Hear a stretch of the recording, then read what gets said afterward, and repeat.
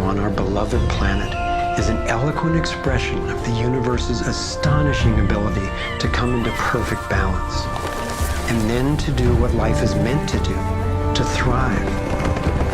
Thriving is the natural flow of life.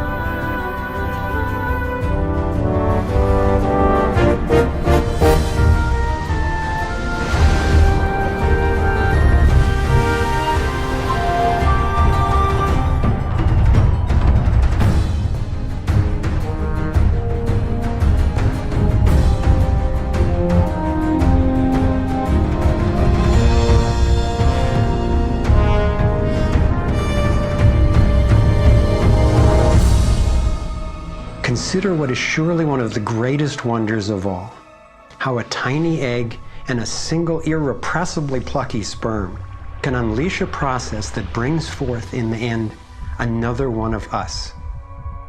A being of vast ability and unlimited potential, with a brain capable of complex and soaring self-reflection, legs made to dance and run, fingers nimble enough to weave a basket, play a violin, caress a face. If nature teaches us anything, it is that life is meant to work, and that like every living thing, our purpose is to thrive.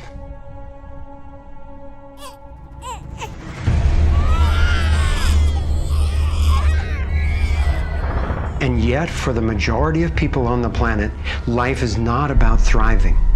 It's about surviving, just trying to hang on.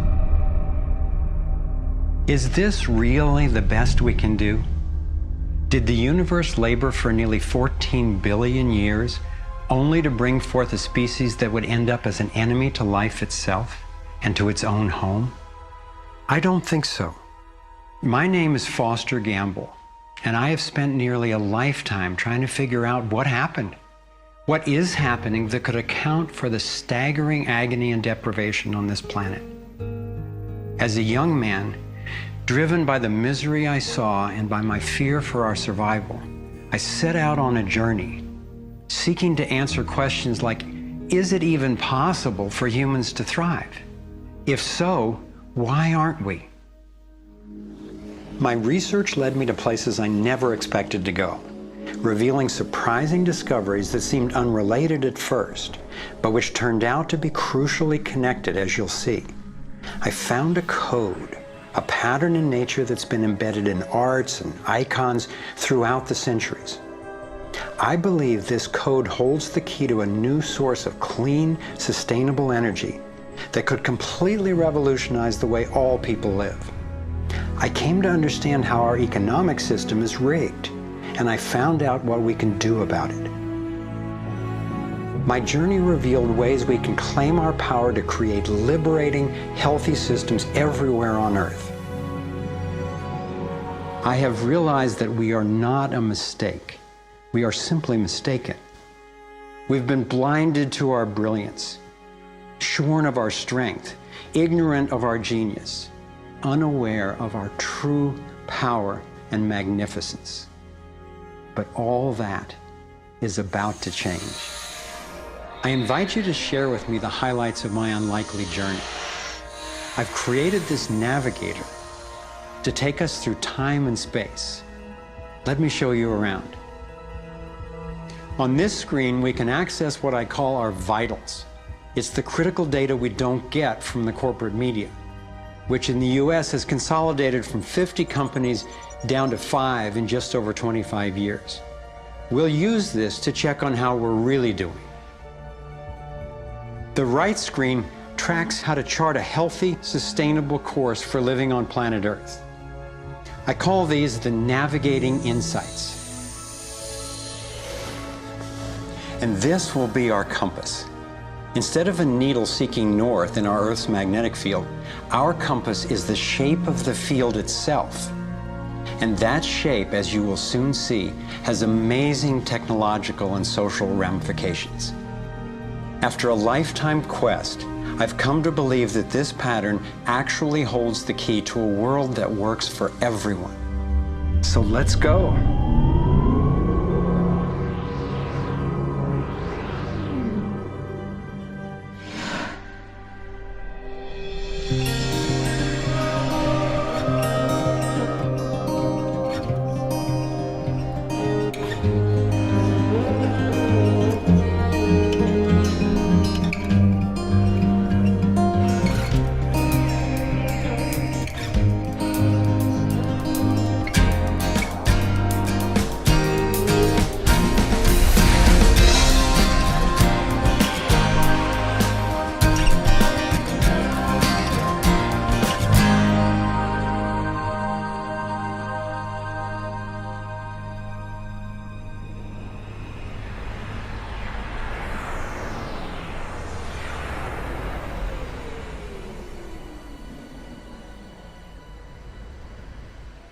I grew up in a world of privilege and power, attending elite private schools and then Princeton University.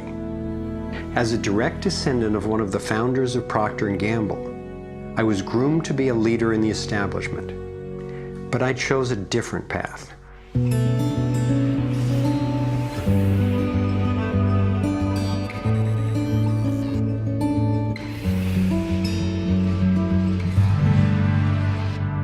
I began to wake up when I was in elementary school.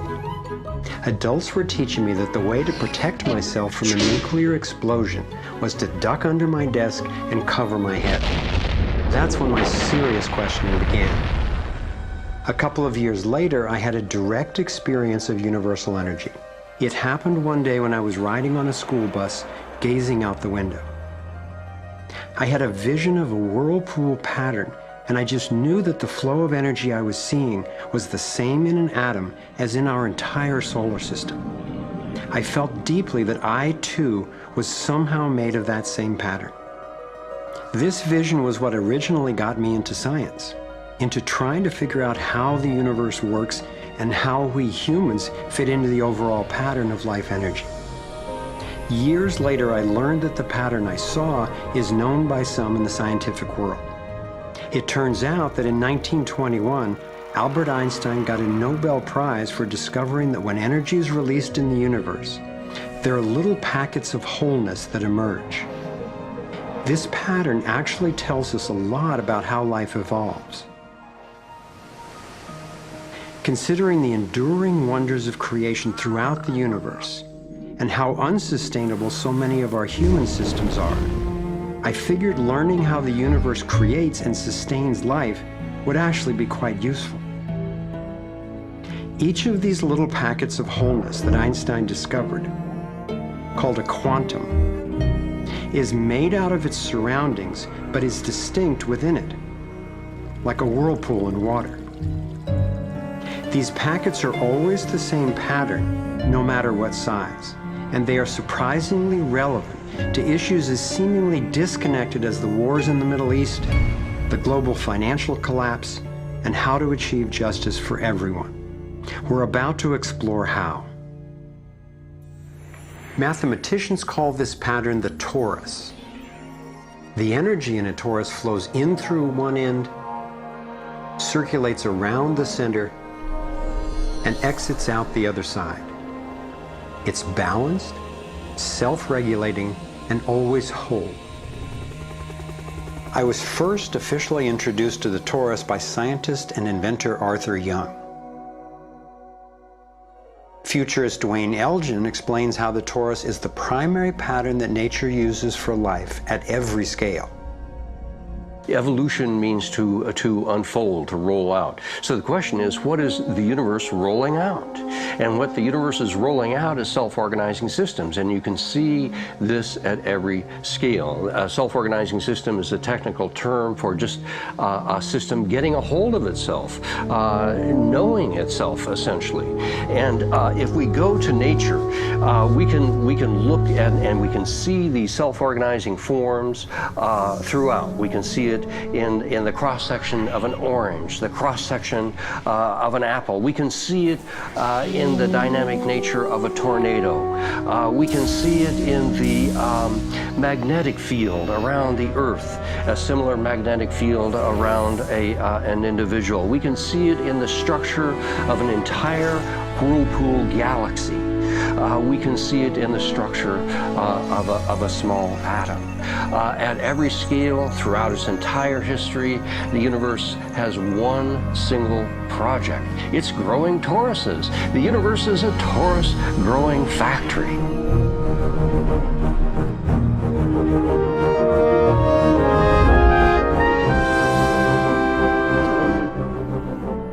These toroidal dynamics are visible at various scales. One of them is at the galactic level, which are huge spinning structures with billions of stars in it. Looks like typically big arms of galaxies spinning around, and they have vortices that goes from the center out to the edge of the galactic halo that surrounds them. Stars move from this galactic disk out to the halo, down the vortices, and back out again. Stars like Arcturus, for instance, we know have done that path already. That's the appropriate description even for the atmosphere of our planet. The weather goes from the North Pole down to the equator and then back up, from the South Pole up to the equator and then back down. Even the dynamics on the surface of the sun are very similar. Of course, here we're looking at it from an external perspective on a small scale model. When you look at the solar system embedded in the galaxy, embedded in the cluster, embedded in the supercluster, we're traveling in this boundless sea of infinite torus flow.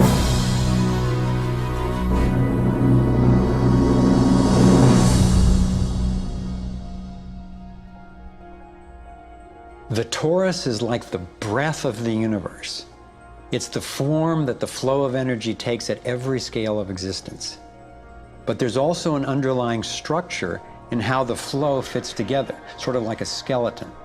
It's called the vector equilibrium, a term coined by one of the 20th century's greatest thinkers, Buckminster Fuller. Inspired by Fuller's visionary work, I spent decades researching the dynamics of the vector equilibrium and the torus. I became so excited by the potential of the toroidal energy form that in 1997 I co-founded a multidisciplinary think tank called the Sequoia Symposium to study the pattern and explore its applications. Our collected research convinced me that the torus and the vector equilibrium are primary patterns, fundamental to the creation of the universe at all scales. At the Sequoia Symposium gatherings, I learned of inventors who claimed they were using the torus dynamic as the basis for devices that generated energy without combustion. This revolutionary development, accessing what's sometimes called zero point or radiant or free energy, is now being called most simply new energy technology. Given that so much of the suffering in our world is the result of lack of access to energy, I realized that free, unlimited, clean energy would be one of the greatest breakthroughs in history. It could not just improve, but actually transform the quality of life on this planet. So I began to wonder who else knew about this pattern or about this powerful potential energy source. Some of the scientists at the symposium showed me how the torus has been encoded by different cultures for millennia. Apparently, ancient cultures had embedded this code in the most enduring forms then possible, in stories, in icons, in alphabets, and buildings. Here we are at one of the world's oldest sacred sites, the Osirian Temple at Abydos, Egypt. Very little writing is found in the Osirian Temple. However, there is one very significant piece of information in that temple. It is a very faint but clear and precise drawing.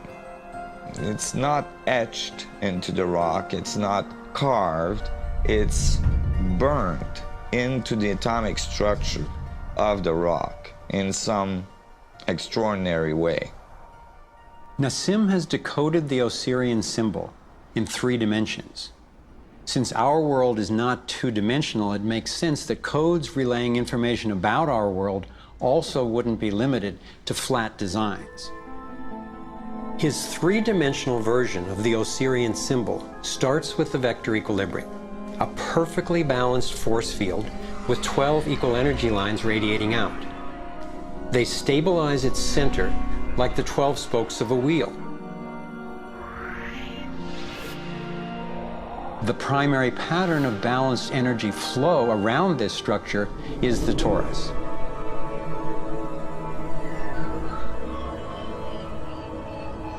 Here we expand to the next larger scale with a total of 64 pyramids called tetrahedra.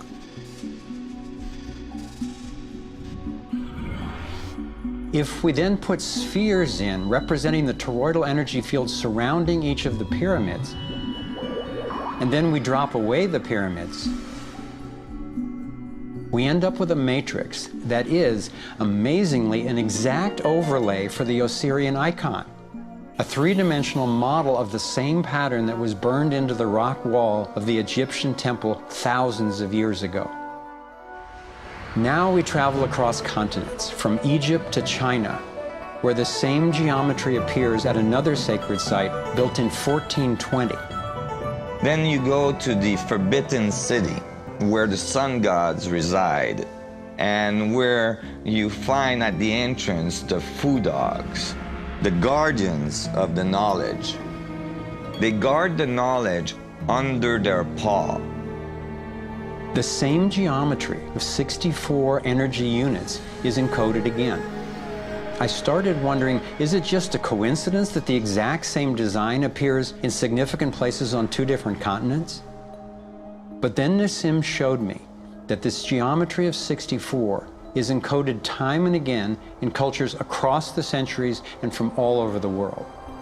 The Hebrew Kabbalistic tree of life creates the same structure we just saw, with the vector equilibrium again embedded at every level. The ancient Chinese system of wisdom called the I Ching is based on 64 hexagrams, symbols with 6 lines in a set, some continuous, some broken. These can be put together as the 6 edges of a tetrahedron, and together would form the 64 tetrahedron crystal.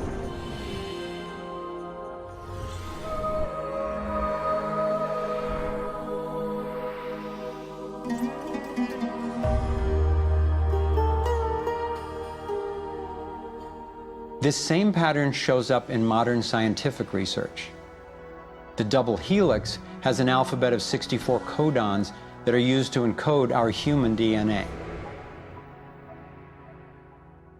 I had seen that there was advanced knowledge of the living geometry of the universe thousands of years ago, but how on earth did they know about it? Most of the stories of ancient Egypt and Mayan and Incas talk about sun gods coming to the earth and teaching them engineering and writing and all of their science. I started to wonder if all these sun gods were not advanced civilization coming from another part of our galaxy. These texts and many ancient cultures describe them as coming in flying boats, or in the Vedic tradition, flying machines, and so on. There is many mention of these sun gods coming through time.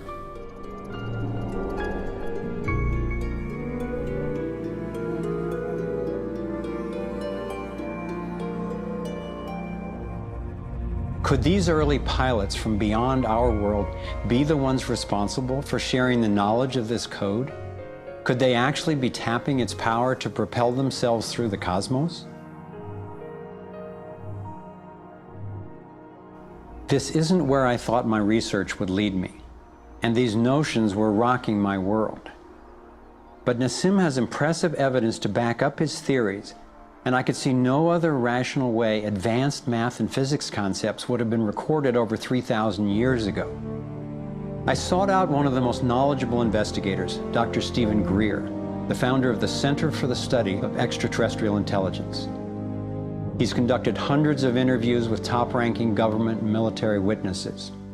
And so when we talk about extraterrestrial intelligence, we're talking about civilizations that have reached the point of being sentient like we are, but whose technologies and perhaps social capabilities are such that they've been able to become interstellar or interplanetary civilizations. And when you look at the fact that the most conservative estimates are in the Milky Way galaxy that there are at least 10,000 Earth-like planets that have intelligent life on them, and that at least half of them are likely to be as advanced or more than ours.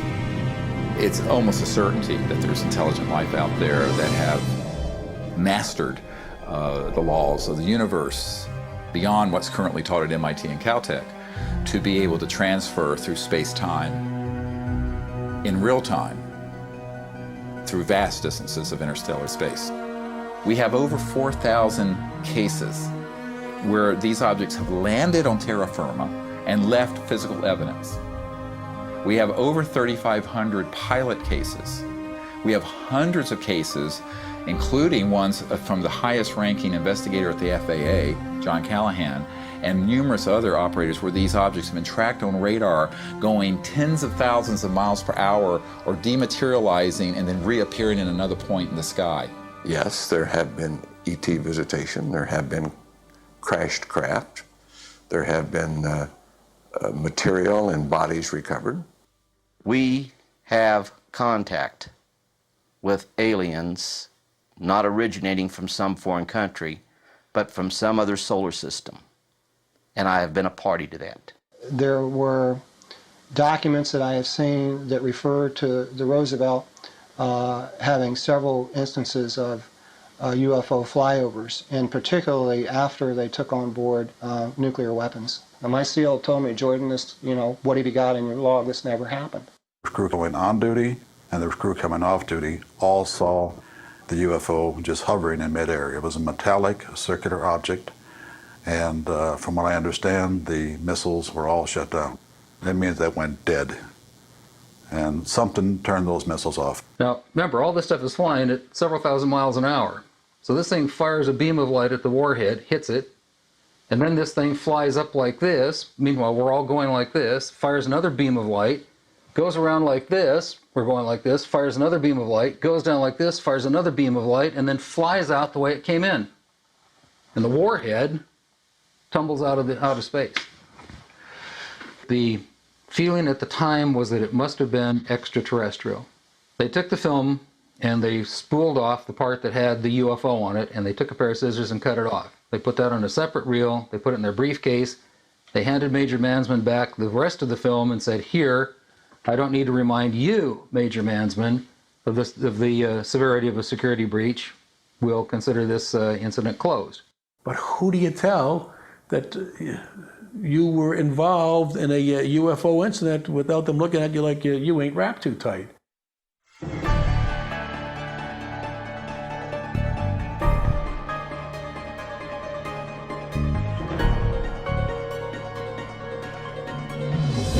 Out of all of the evidence for the existence of UFOs, one extraordinary phenomenon continues to astonish and inspire me.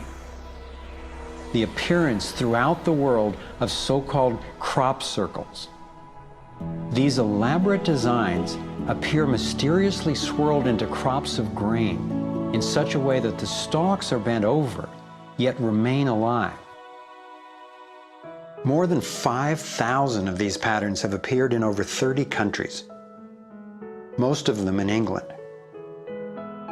The media has led many people, including me at first, to write these crop patterns off as hoaxes, the nighttime work of a few pranksters. Of course, there have been faked versions, but those made by human hands are crude compared to the vast majority of these elegant creations. Could hoaxers have created all 5,000 of these patterns? Could a few people with ropes and boards have created something as complex and beautiful as this one, made in the dead of night in a driving rain and leaving no footprints in the soil? The electromagnetic field over the area where the crop's been laid down to create the image is often electrostatically charged. Some of these areas are littered with strange magnetic particles. One of the most amazing crop designs is not a circle, but a rectangle that seems to be a direct response to a message sent out into space in 1974. The message was a radio signal depicting our planet's location in our solar system and Earth's people, in hopes that it might be received and interpreted by an extraterrestrial intelligence.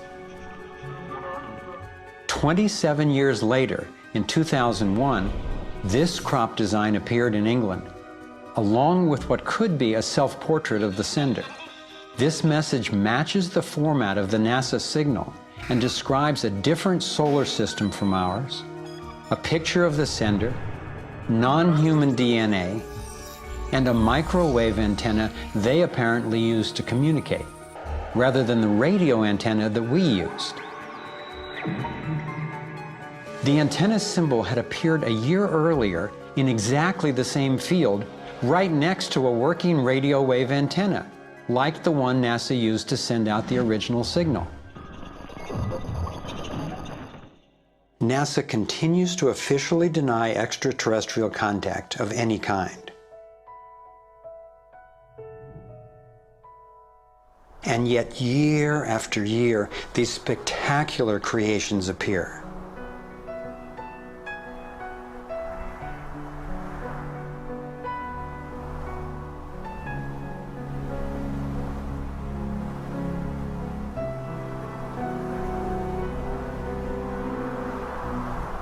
So what might these remarkable designs mean?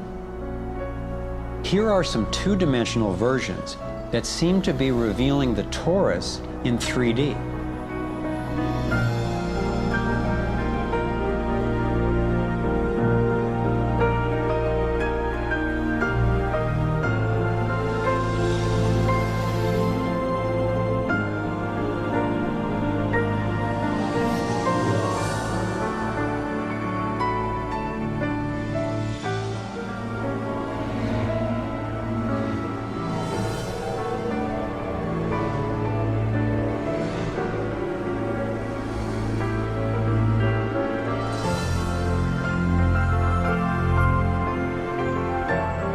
And here is the vector equilibrium.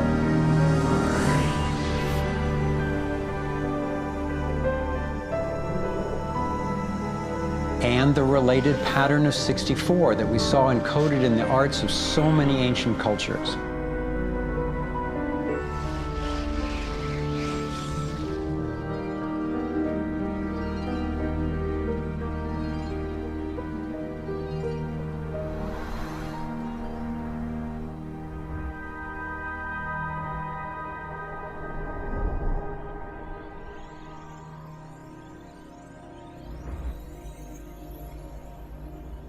When I saw the coherence between the crop circles and the ancient encodings, I thought regardless of whoever created them and wherever they're from, there must be an important purpose to these designs. They're so coherent. I've come to believe that the pattern of the torus and the vector equilibrium, especially in the form of the 64 tetrahedron crystal, is showing us how energy works in the universe so that we can learn to align with it. I believe that they're giving us a model for accessing energy in a clean, safe, and limitless way, and a new means of propulsion. What more important message could there be to get to us, and especially now, from their perspective, as we're beginning to extend our careless reach beyond our planet? I got further confirmation of this notion when I met Dr. Jack Kasher, a former professor of physics at the University of Nebraska, who has also researched UFO phenomena. Presenting at a Sequoia symposium, Dr. Kasher showed a remarkable series of drawings by a woman named Lane Andrews, who claimed to have been invited onto an extraterrestrial spacecraft. I was startled to see her detailed sketches of the toroidal energy field that she said propelled the vehicle and protected the passengers. I subsequently interviewed James Gilliland. James has many hours of UFO footage from his ranch near Mount Adams in Washington state. He also claimed to have gone on board an alien spacecraft. What blew my mind was that he had never met Lane Andrews and had no knowledge of her experience, yet he described a phenomenon that was amazingly similar: numerous ships with spinning rings of light. Could it simply be coincidental that James and Lane described the same torus dynamic, and that both of these people have been harassed extensively by government and military agencies? To some, the idea of UFOs may sound crazy, and yet from another perspective, it is completely plausible. The Earth is about 4.5 billion years old. That's 4,500 million years old. What if there's another planet that's almost exactly like us? Almost exactly. 4,501 million years old. They're a million years ahead of us. And on a galactic scale, they're almost our twin brothers. So where are we going to be in a million years? We'll have solved all these problems, and there's another way, whether it's wormholes or warping space. There's got to be a way to generate energy so that you can pull it out of the vacuum. And the fact that they're here shows us that they found a way. This is a major shock to the human system that is in process. I understand why people in our generation, people who aspire to positions of political leadership, etc., never dare go near that question, because it's a worldview challenge. It's a fundamental worldview challenge. So here we are, a relatively immature species struggling with possible self-destruction. If aligning with the torus does hold the key to a new form of clean, safe energy access, imagine the implications. This could be the most important technology breakthrough of our times. So who wouldn't want to have an energy source that's unlimited and freely available? That turned out to be a key question, and that's what led me down the next rabbit hole.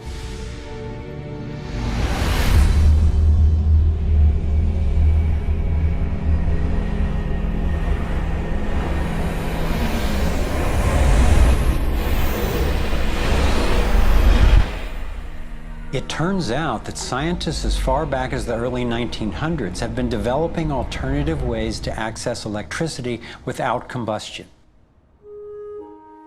Nikola Tesla believed he had tapped into what he called radiant energy. Many scientists believe he was accessing what's now called free energy. But before Tesla could finish the project, his financier, banker J.P. Morgan, who had a monopoly on the copper used for electrical lines, recognized how Tesla's invention could transmit electricity without wires. He then shut down Tesla's funding. Tesla's lab was burned down and he was ostracized, all for trying to implement his vision of unlimited energy for everyone.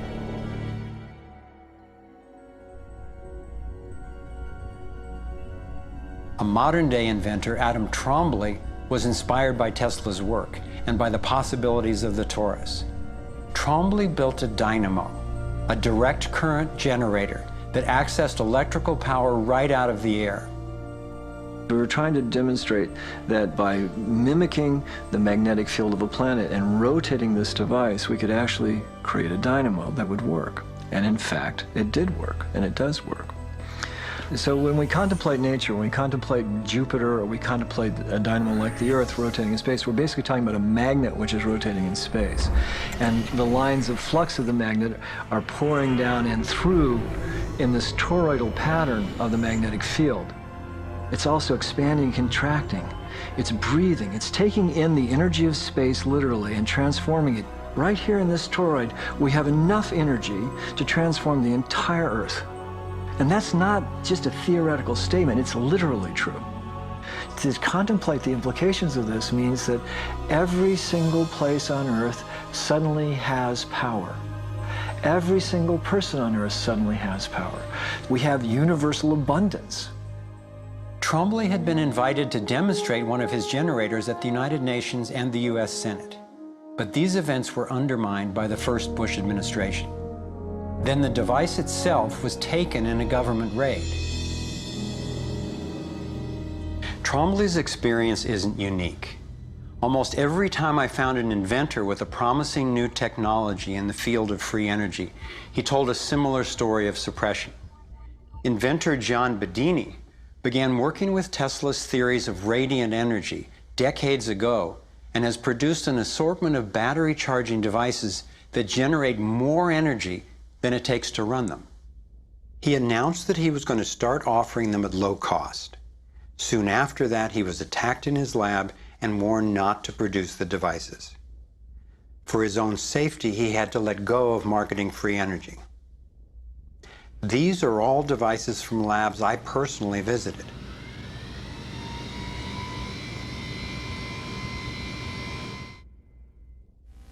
No.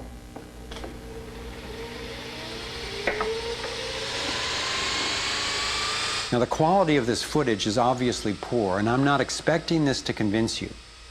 My point is that being there with these inventors, accompanied by experts, and seeing these new energy devices in operation convinced me that the technology is real. And the implications of that to me are absolutely thrilling. Canadian John Hutchison not only created some free energy batteries, but also used Tesla's theories to counter gravity, to make objects float. This could revolutionize the field of propulsion. His lab was raided and equipment was taken by police and government officials in 1978, 1989, and again in 2000. One of the scientists we were going to interview for this film was Dr. Eugene Malov, an engineer from MIT and Harvard, and editor of Infinite Energy magazine, which covers both theoretical and technological developments in the new energy field.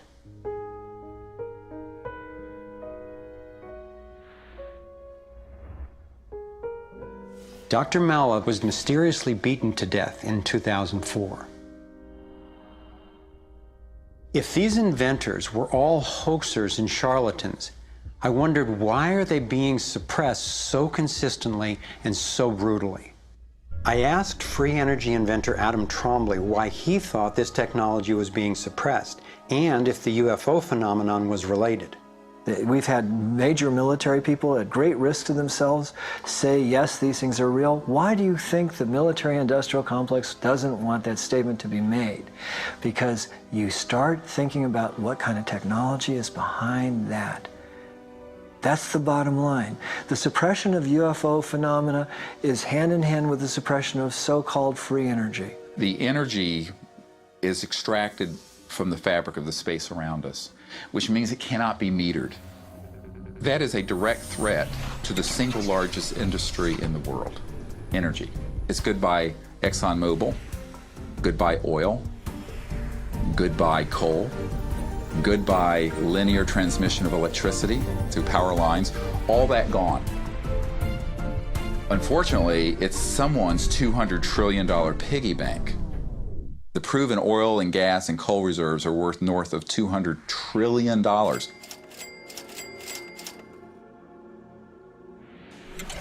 This information coming out would completely change geopolitical power more than anything since, well, in recorded human history. And it would happen in a generation. I started to examine the breakthrough solutions, and much to my surprise, these concepts have been proven in hundreds of laboratories throughout the world, and yet they have not really seen the light of day. Rather than smashing things together and trying to control the explosion, these new technologies rely on blending, of dancing with what naturally is. The common denominator of all the free energy devices I've seen is that they mimic, in one way or another, the torus energy shape. You don't have to believe in free energy technology to be concerned about the repression of ideas and inventions. I found myself thinking, what better way to justify our dependence on oil, coal, nuclear, and other dangerous and dirty technologies than to claim there are no better, cheaper alternatives? It was my beloved wife and creative partner, Kimberly, who kept bringing me back to the human implications of my scientific research. For me, as intriguing as the Taurus and ETs and free energy are, the most compelling question was, would understanding these things really help alleviate human suffering in any way? And it turns out it can. So much of the pain on the planet has to do with the lack of access to energy. Can you stay warm? Can you get food and water? Can you get hospital care? All that has to do with energy access. If there is a fundamental pattern, which makes sense to me that evolution would be efficient in that way, and we can align with that pattern to create new technologies that will solve these problems, then it's worth it to me to open my mind to these socially taboo subjects. If the new energy technologies were to be set free worldwide, the change would be profound. It would affect everybody. It would be applicable everywhere. These technologies are absolutely the most important thing that's happened in the history of the world. So given the stakes, I decided to ask who's benefiting from suppressing scientific research? Whose wealth and power are threatened by access to clean, free energy? Who has a motive to set up a world where so few have so much and so many have so little? As an independent researcher, I followed one of the cardinal rules of investigative journalism. If a story doesn't make sense, follow the money.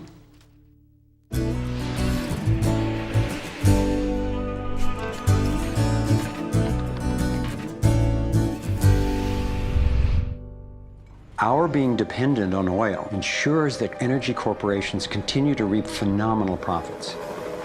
I see them committing huge resources to undermine energy alternatives, to control global reserves, and to maintain high oil prices. They have enough money and influence to suppress anything that might threaten their monopoly. So who's behind the huge energy corporations? The Rockefellers' oil empire got started in 1870 when John D. Rockefeller founded Standard Oil and became America's first billionaire. Standard Oil has since morphed into ExxonMobil and others. And the Rockefellers control our food as well. They were primarily responsible for the global shift to large-scale petroleum-based agriculture. I remember the so-called Green Revolution of the 1960s and 70s. Like most people, I thought it was a great thing.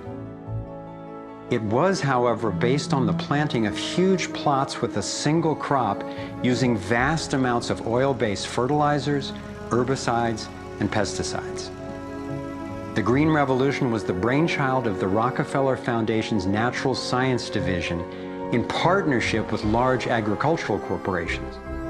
Petroleum-based agriculture provided vast new profits for the oil industry, but never lived up to its promises of ending hunger and promoting health. The Green Revolution did at first increase productivity because every bit of soil was being used for immediate production. But its true costs can now be seen. Taxpayers pay billions in subsidies to giant agribusiness corporations. Small family farms have all but disappeared. Biodiversity is destroyed. Toxic chemicals poison farm workers and pollute the land, water, and our food supply, endangering the health of us all. As of 2010, approximately 1 in every 7 people worldwide did not have enough to eat. The giant corporations who had brought us chemicals for chemical industrial agriculture, and they were talking about 3 instruments to consolidate the food chain. The first was genetic engineering as a way of control. The second was patenting seed and patenting life as a way of control, declaring seed to be private property, treating the saving of seed by farmers as a crime, as a theft of intellectual property. And the third was so-called free trade treaties that would rob ordinary people, farmers, growers, of their freedom to save seed. The design of Terminator technology to create sterile seed in order to impose even more dependence of humanity on a handful of corporations is the ultimate step in this. We are, through what we are doing with seed, literally for the first time, creating a new colonization, which I call the colonization of the future.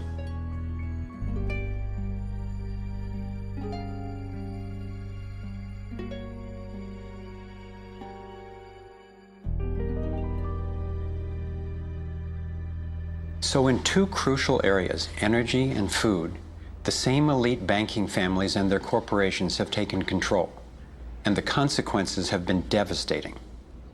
For me, it was overwhelming at first to discover such a monopoly of influence, but I knew it was important. Like learning you have a tough but treatable disease. It helps to understand what's causing it and how it operates if the goal is to cure it. So I continued my investigation. If oil and food are controlled by the big banking families, where else does their influence show up? As I followed the money, I began to see this same pattern of control in just about every area of our lives. And I always found the same families in charge, either directly through their banks and corporations or indirectly through their major foundations. Again, it was the Rockefellers who created the National Education Association with help from the Carnegie Foundation and later from the Ford Foundation. What the captains of industry wanted from our schools was an obedient and docile workforce who would be manageable employees and eager consumers. Schools are to establish fixed habits of response to authority. That's why it takes 12 years. You're to respond reflexively when anyone in a position of authority tells you what to do. Like education, health is yet another area dominated by big money and corporations. The American Medical Association, for example, is largely funded by the Rockefellers, who use their funding to influence AMA research and decision-making. The average MD in 4 years of medical school takes one course in nutrition, 2.5 hours in many cases, and the materials used, the curriculum materials, are supplied by the National Dairy Council and the National Livestock and Meat Board and other industries, including the Sugar Association, with products to sell that actually undermine our health in the first place. Unfortunately, the way the system of medicine is set up, medical education is primarily, funded by pharmaceutical companies. So there's a motive to make and sell as many drugs as possible. It's also a very time-effective way of making money for the physician, for the pharmaceutical company, for the whole medical establishment. But it's really perpetuating the problems it was meant to alleviate. Side effects may include nausea, dry mouth, and constipation. Decreases in white blood cells, which can be serious. Sexual side effects, diarrhea, nausea, and sleepiness. Can lead to coma or death. How far will these forces go to make a profit? Would they actually suppress cures for diseases the way they've suppressed free energy technology? Sadly, my research has shown me the answer is yes. One well-documented example is the case of Dr. Royal Rife. In the 1920s, Dr. Rife invented the most advanced microscopes of his time. He also developed a new technique he called coordinative resonance, which was apparently able to destroy cancerous tumors as well as viruses. In 1934, in clinical trials affiliated with the University of Southern California, Rife's treatment was tested on 16 terminally ill cancer patients. Within 3 months, they were all successfully cured. Soon after, a lab testing Rife's technology was burned down and a frivolous lawsuit was filed. Through the efforts of Morris Fishbein, head of the Journal of the American Medical Association, Rife was essentially shut down and ruined, his brilliant and promising work all but forgotten. It was really hard for me to consider that someone might actually be suppressing cures. And cancer has run through my family like a raging river. I found out that it's all about patents. If a pharmaceutical company can patent and make money from treatment, especially one that we have to keep on using, then that's what we get. Otherwise, we don't even hear about it. It's not just Rife who got shut down. Reen Case had an old Indian Ojibwe formula that was effective. Harry Hoxsey and Max Gerson had natural remedies that worked. But if you go and you look them up, the AMA makes them sound like complete quacks.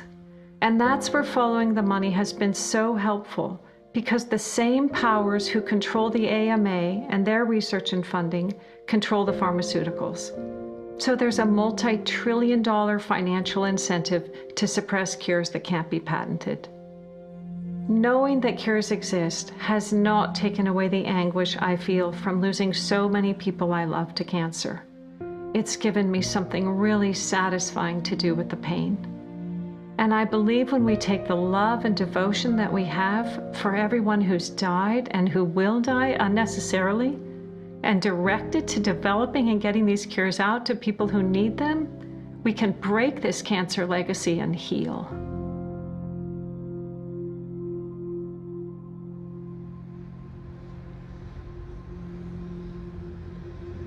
As difficult as it was for me, I have come to an inescapable and profoundly disturbing conclusion.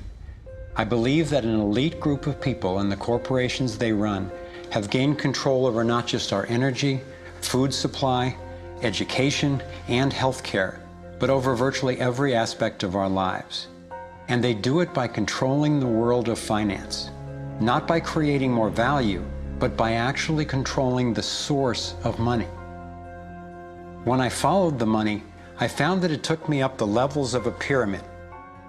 Here we are at the bottom level going about our daily lives. Above us is government, people who are given a monopoly on force and use it to tax and control us whether or not we agree. But who controls them? At the next level are the corporations. Many would say that it is now corporations and not nation states that rule the world. They call it a corporatocracy. To acquire the world's resources and control the markets, this corporatocracy must have access to cheap money. The big corporations get their loans at special rates from the big banks, which means that those who control the major banks, the moneyed elite, ultimately control the corporations. As I've followed the money, I've learned that almost everything I once believed about money is simply not true. It's interesting how few questions we actually ask about very everyday things, like when we go into a bank and we ask for a loan of, say, $50,000, £50,000, what actually happens? You see, most people live their lives based on a kind of vague image of what happens. What actually happens is you ask for £50,000, they type into your account £50,000. That's all they do. They don't mint any coins, they don't print any money, they don't move any precious metal anywhere. They just put £50,000 into your account on a computer screen. From that moment, you start paying interest on money that has never, does not, and will never exist. It turns out that banks actually have about 9 times as much money loaned out as they have on reserve in their vaults. This is possible because of what's referred to as fractional reserve lending. The way it works is that the Federal Reserve, or the central bank in any country, is legally allowed to determine the amount a bank must have on reserve. In the US, it's currently around 10%. So if you deposit $10,000 into the bank sets aside 10%, or $1,000, and then loans out the rest of your money. The way it works is, say another person comes into the bank and asks for a car loan of $9,000. At this moment, the bank loans out the $9,000 from your original deposit. It isn't there anymore. The borrower then pays the person selling the car, and they go deposit the money into another bank, which is part of the same central banking system. This $9,000 is treated as a new deposit, and the process continues. The money gets redeposited and reloaned until the initial deposit of $10,000 becomes $100,000. The banking system just created $90,000 by loaning out your money. Apparently it began with the goldsmiths in the 17th century when people were trading in gold. Gold was heavy to carry around, so people stored the actual metal in vaults and traded receipts instead. Those receipts were the first paper money. Since only a few people would withdraw their gold at any given time, the vault owners, basically the new bankers, began creating receipts for more metals than they actually held. They loaned out those receipts and charged interest on money, gold, that they didn't really have. That's how our so-called fractional reserve system was born. In this system, the bankers get to make up money out of nothing, while the rest of us have to work hard to earn it. It has created a modern form of serfdom where the mass of society is now working to pay off their debt to the banks.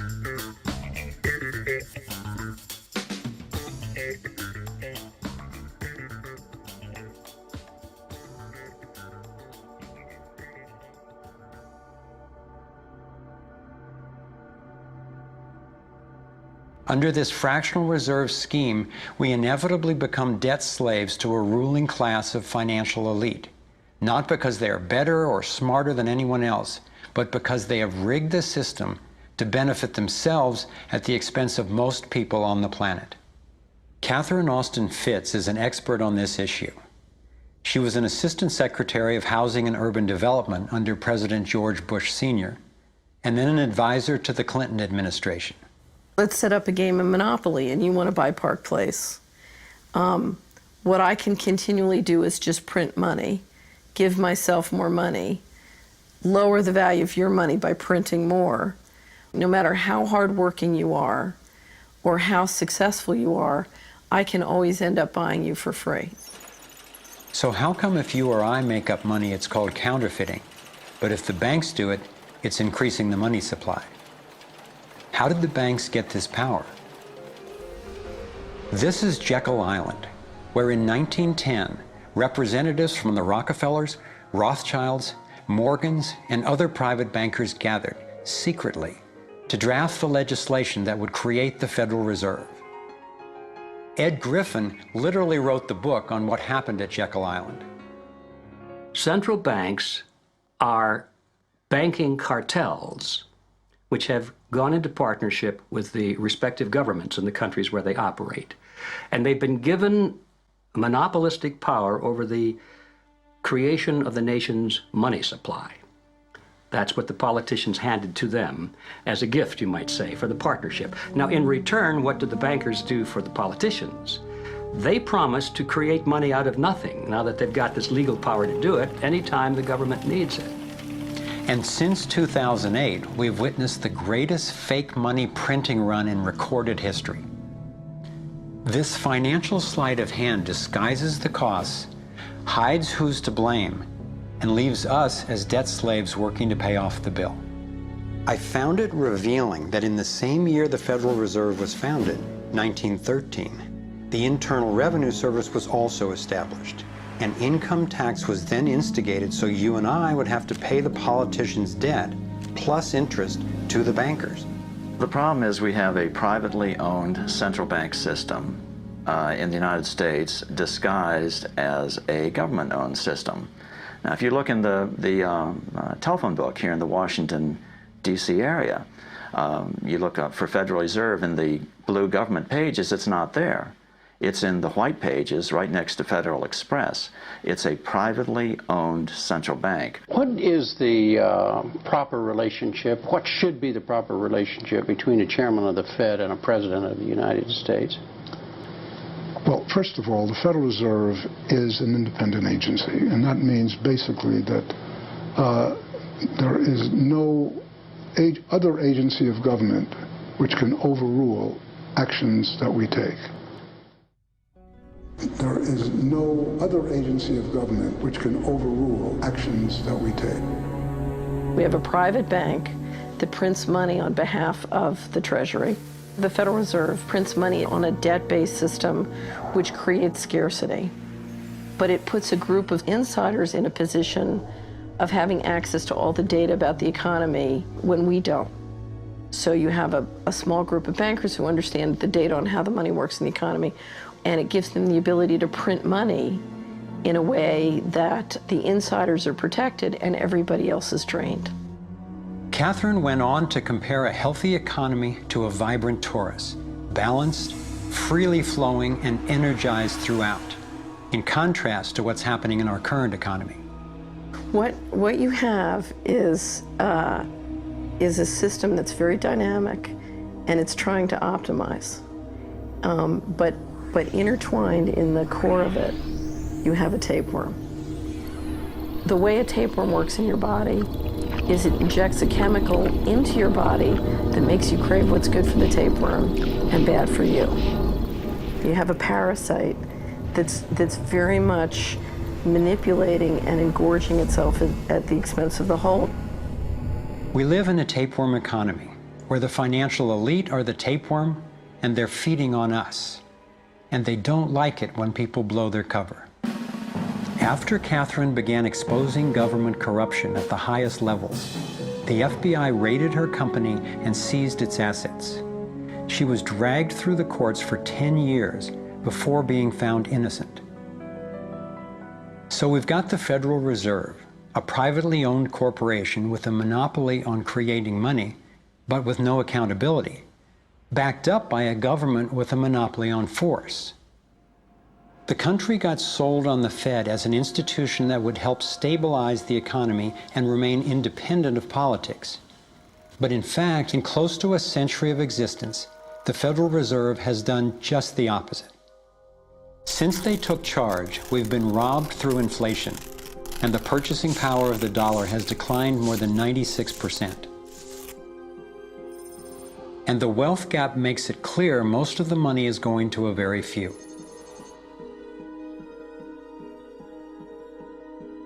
Only 16 years after the Federal Reserve was in power, America experienced the Great Depression. My research revealed that before the big crash in 1929, the elite bankers pulled their money out of the stock market. After the crash, they used that money to buy up cheap stocks and smaller failing banks for pennies on the dollar. Among the bankers who consolidated their wealth this way were the Rothschilds, Rockefellers, and Morgans. A similar scenario played out in the 2008 financial collapse, with the same bankers benefiting. In the years leading up to the collapse, the biggest banks, including Bank of America, Citigroup, and Chase, controlled by the Rothschilds, Rockefellers, and Morgans, were bundling and trading bad loans that they knew would eventually fail. It's like putting rotten oranges in a box and selling them as grade AAA. The bundlers of the debt knew it was only a matter of time before someone would open that box and see that the content was worthless, since they were the ones who packed the boxes in the first place. When the rotten oranges, what we hear about as unsound loans, derivatives, and credit default swaps, were finally discovered, everyone was impacted. People lost their homes, their jobs, their businesses, and their retirements. Meanwhile, the biggest banks who created the problem in the first place were the ones who got bailed out. Why's that? Why would the Federal Reserve give trillions to the banks, even though the majority of Americans were against bailing them out? And why not help those most in need rather than the perpetrators of the financial collapse? My research led me to believe that the same people who created the Federal Reserve, the Rothschilds, the Rockefellers, and the Morgans, still control it, and they use this scheme to bail themselves out at our expense. Many of the banks created are still the most powerful lobby on Capitol Hill, and they, frankly, own the place. I'm convinced that the near collapse of the economy in 2008 resulted from an orchestrated pump and dump scheme designed and executed by the big bankers to consolidate wealth and power. David Icke explains how he sees the Federal Reserve rigging the so-called business cycles. Stage one, it's like throwing a fishing line out. Stage one, you put lots of money, units of exchange, into circulation. You do this by pushing interest rates down, by making lots of loans. This is the part of the cycle we call a boom. Because there's lots of units of exchange in circulation, there's lots of money changing hands. That generates lots of economic activity. That generates jobs. And as more and more money is spent, there's more demand. So companies take out more loans of fresh air money to increase their production. people get confident in their everyday lives. Hey, you know, I work for this company, they've got lots of orders, it's really going great, my job's safe, I tell you what, we can have a bigger house. Then they start to change it. What they do is they pull the fishing line in. They push interest rates up. Now, fewer people, are taking out loans, and they make the criteria for having a loan from the bank stronger anyway. And also, now, as interest rates have gone up, a larger part of people's income is going to pay back the extra interest and not being circulated in buying things. Suddenly, there's nothing like as much money in circulation, and therefore, fewer things are being bought. Companies start to go down in terms of their profits. They start to shed jobs, and they start to go out of business. People lose their jobs, they can't pay the mortgage anymore of the big house they took out in the good times. Now what the banks are doing is starting to reel the fishing line in, because as they go bankrupt, companies and individuals, the banks get the real wealth, the property, the land, the resources that they had signed to them for lending merely figures on a screen. Now this economic cycle of fishing line out, fishing line back, lots of units in circulation, pull them in, has been going on for centuries. And what it's done, it's stolen and accumulated the real wealth of the world in the hands of the few.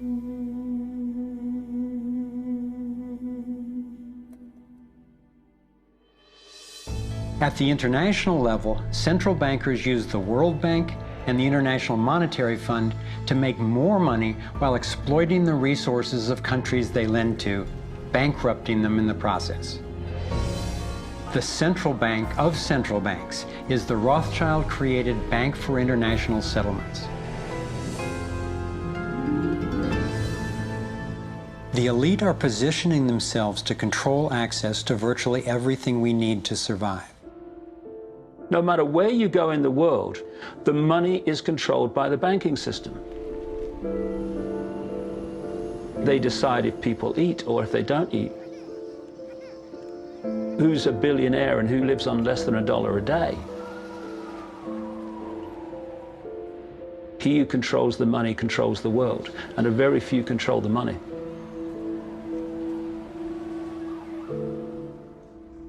At this point, my view of the world had been turned upside down. I was struggling with the realization that the failure and suffering of so many is actually success and fulfillment for a few. The elite central bankers who fooled the world into letting them create money. They already have vast fortunes, so what is their end game? What is their ultimate agenda?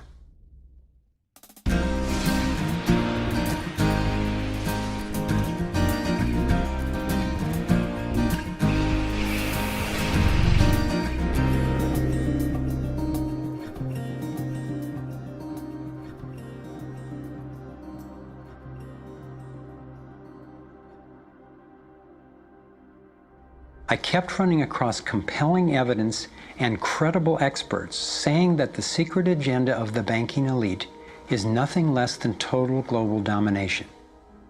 At first, I resisted the idea, but I was committed to finding out what was keeping us from thriving, no matter where it might lead. One night I woke up at 3 a.m. with the burning question: if this small group wanted to dominate the entire world, what would they need to control to accomplish it? I jumped out of bed and started making a list. First and foremost, they'd have to control money, and they do. Controlling money allows them to run everything else. They'd need to control energy, and they do. They already control big agriculture and world trade. They're buying up water supplies worldwide. They've got health in their pocket, and they're trying to suppress natural alternatives. Mainly, they'd have to control what information we'd get and how we'd react to it. In America, the internet, our greatest tool for communication and grassroots organizing, is currently not controlled or censored, but its open status is being attacked from all sides. Governments, corporations, and the United Nations are all attempting to take control. For complete domination, dissent has to be controlled. They'd need to take away our rights, spy on ordinary citizens, and track every aspect of our lives. As the day dawned, I knew that a powerful elite had almost everything set up to rule the world. And I had the frightening realization that Big Brother is not just coming, he's here now.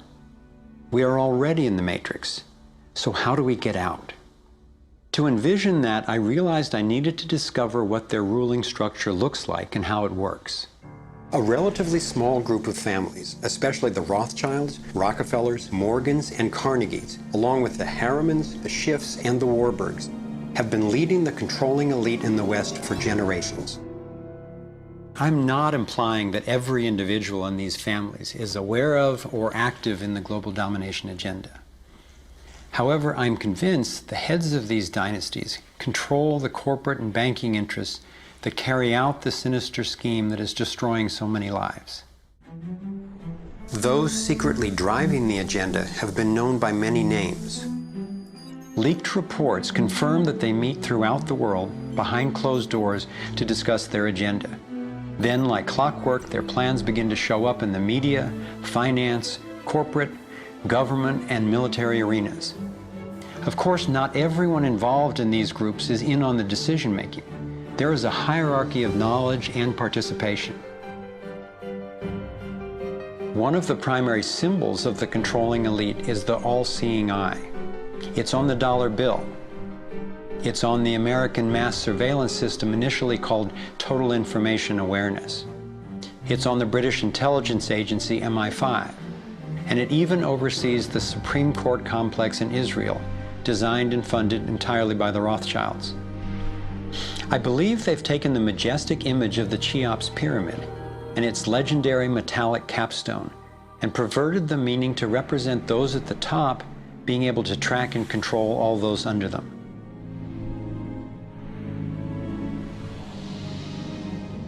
One of the painful ways this information has been used is by people who want to promote anti-Semitism. They wrongly call this a Jewish agenda and continue the ongoing racism that undermines and destroys so many lives. Let me be clear, this is definitely not a Jewish agenda. It's been documented that central bankers even funded both sides of World War II, as well as some of the corporations associated with Hitler's atrocities against the Jews. Since these people have more money than their families would need for generations, and since they have the power to create money, I don't believe wealth is their end goal. After you have all the material things that you could possibly want in life, what is left to excite you? And for many people, the answer is power, global power. They became intellectually elite. They began to think that they had a plan that was better than anybody else's plan. They got the idea that freedom is dangerous. If you give people freedom, you know what? They're probably not going to use it wisely like we think they should. We are smarter than they are. And for their own good, we should rule them. As I came to accept the idea of a ruling elite planning for total global domination, I began to hear these same people actually talking more boldly and publicly about it, only they call it the New World Order. When we are successful, and we will be, we have a real chance at this New World Order. It is a new world order with significantly different and radically new challenges. A new world order can be created. It's a great opportunity.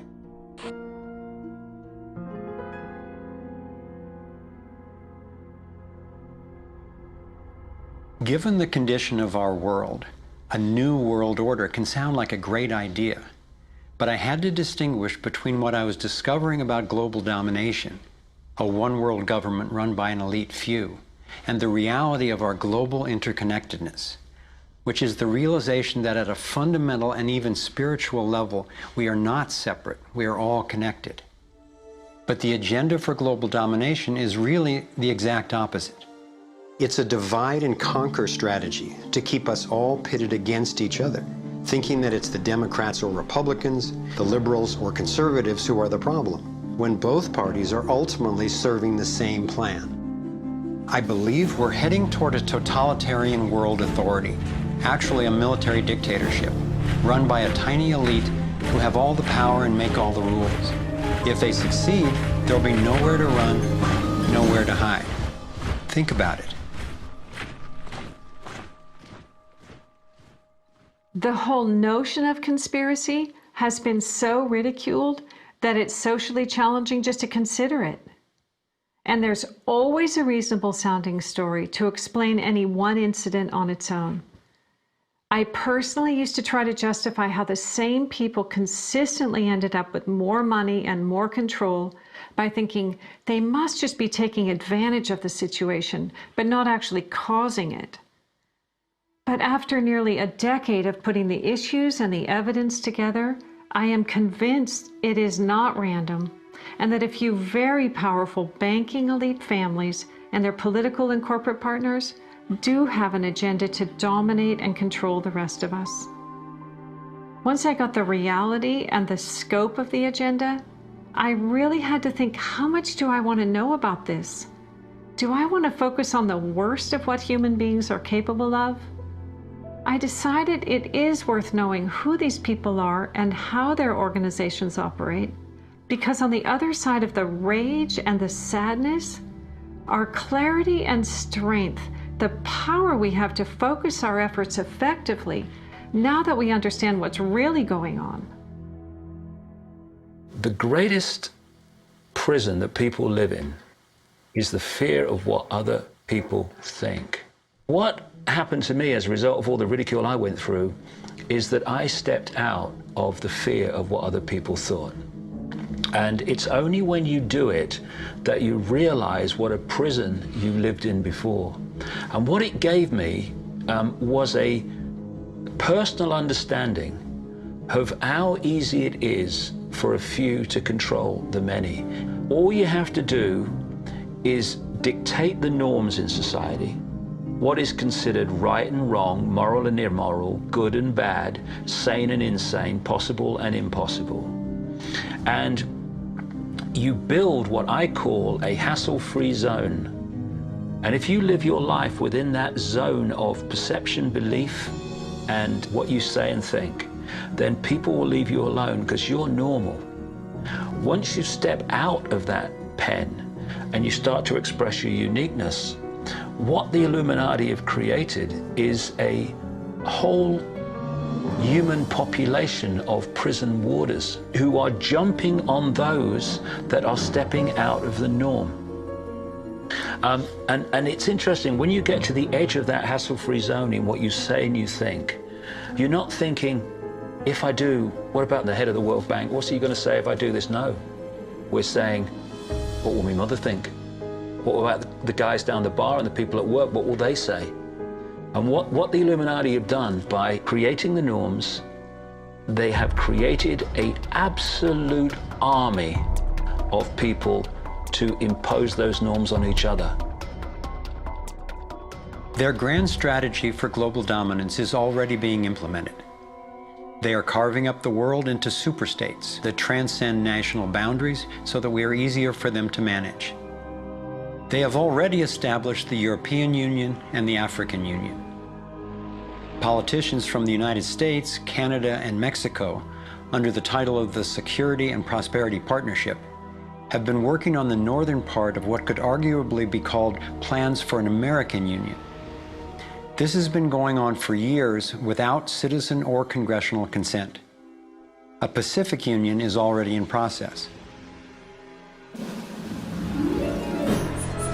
This is the organizational chart for global tyranny, the structure for complete control.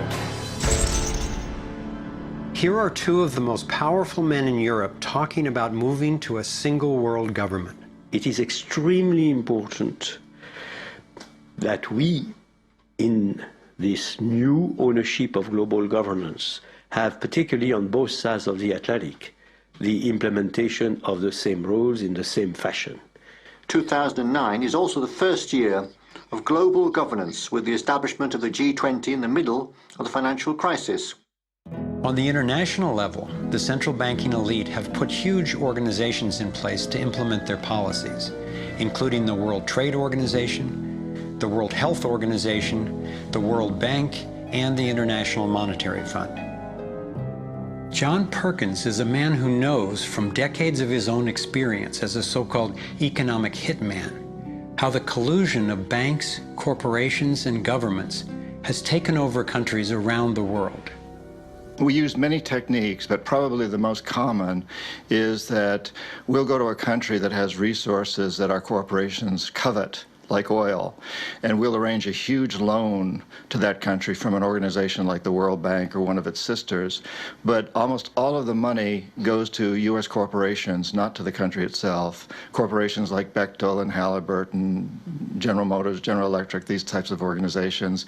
And they build huge infrastructure projects in that country, power plants, highways, ports, industrial parks, things that serve the very rich and seldom even reach the poor. In fact, the poor suffer because the loans have to be repaid, and they're huge loans, and the repayment of them means that the poor won't get education, health, and other social services, and the country is left holding a huge debt by intention.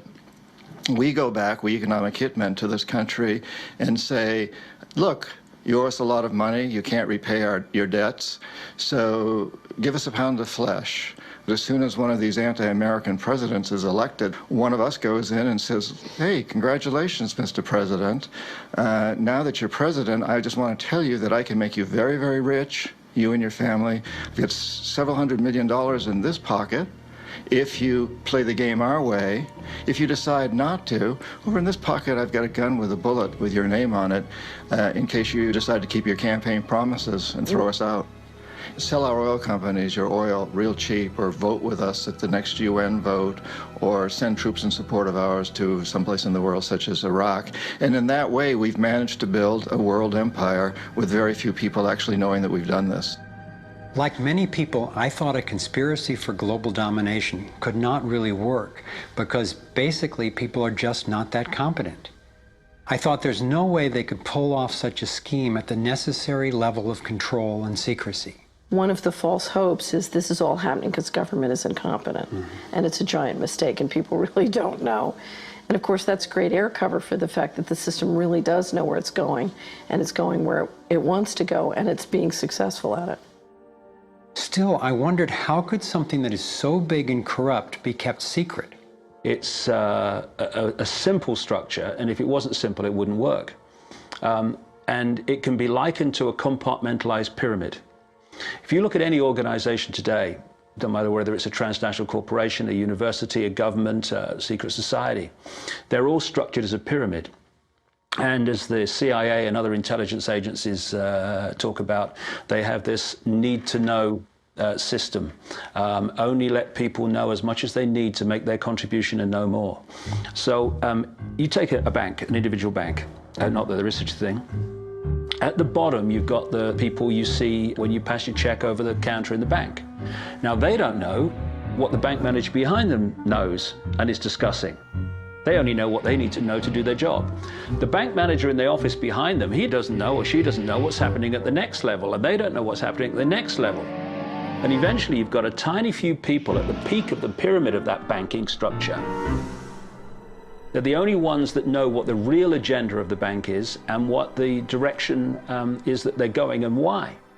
This kind of compartmentalization explains how the Manhattan Project, which developed the atom bomb in World War II, was kept secret despite having 130,000 people working on it. When I first let in the scale and the intentions of the agenda, I felt like I had the flu for about 2 weeks. But then it dawned on me. Here was this well-planned, well-orchestrated attempt to squelch human potential, and still our brilliance shines through. Even though we've been systematically distracted and repressed, people have come up with innovative, ingenious solutions to a huge number of the problems that we face. It's not our fault that we didn't recognize how organized and intentional this scheme is. It's our challenge. I looked at the kind of world the controlling elite have already given us, and I had to ask, what kind of world would we be living in if they had absolute and complete domination over everyone, everywhere? In this new world order of theirs, a tiny number of people would exercise total control over the lives of everyone through a system of intrusive surveillance, violent suppression of dissent, and debt slavery. Imagine tiny islands of opulence surrounded by a sea of misery, where the mission of the military is to protect the haves from the have-nots. I've come to believe that their endgame is truly ominous, and that they will stop at nothing to continue implementing their plan. As difficult as it may be for Americans to accept, I'm now convinced the agenda of the global elite includes destroying the financial strength and sovereignty of the United States.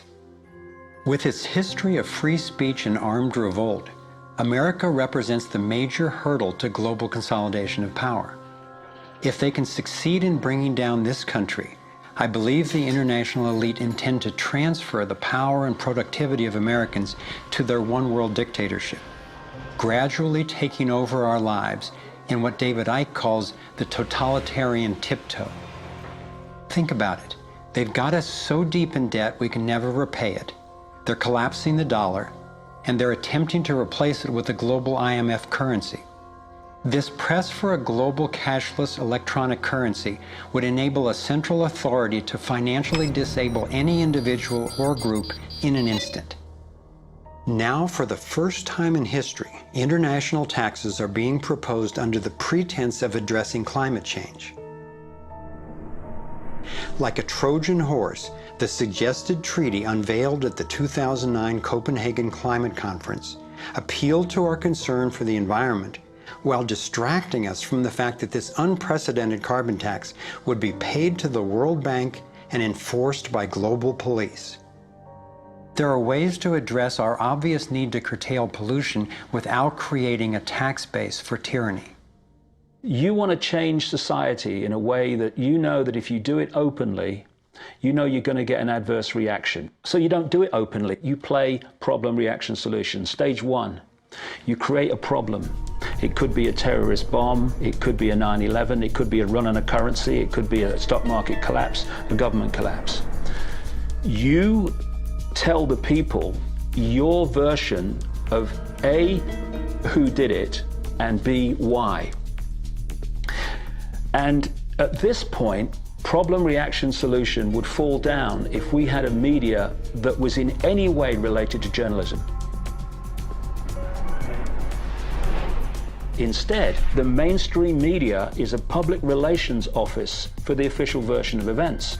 Turns out President George W. Bush was right about Saddam Hussein hiding weapons of mass destruction. The virtually only way or source of information that the public have about this event is from the mainstream media. And what they're looking at stage two of problem, reaction, solution is the reaction of outrage, of key fear. And they want the public to say to the government, something must be done, this can't go on, what are you going to do about it? And this allows stage three, which is those who've created the problem, glean that public reaction with a false story, to then openly offer the solutions to the problems they have themselves created. The idea of using tragedy, manufactured or simply utilized, was deeply significant in my finally understanding how far these people will go to achieve their goals. It's a documented fact that we entered the Vietnam War under false pretenses. Former Secretary of Defense Robert McNamara has acknowledged that the attack on a ship in the Gulf of Tonkin didn't actually take place. Our judgment that we'd been attacked that day was wrong. It didn't happen.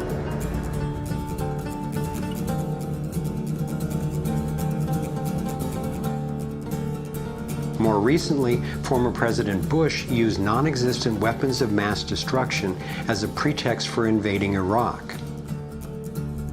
Tactics like this are sometimes referred to as false flag operations. An increasing number of people believe that 9/11 was a false flag operation by the global elite in order to set the stage for taking over Middle East oil and dismantling U.S. constitutional protections. There are lives in the valleys. There are people under fire. There are children at the cannon. There is blood on the wire. There is blood on the wire. There is blood on the wire. There is. Most of what's needed for a police state is actually already in place.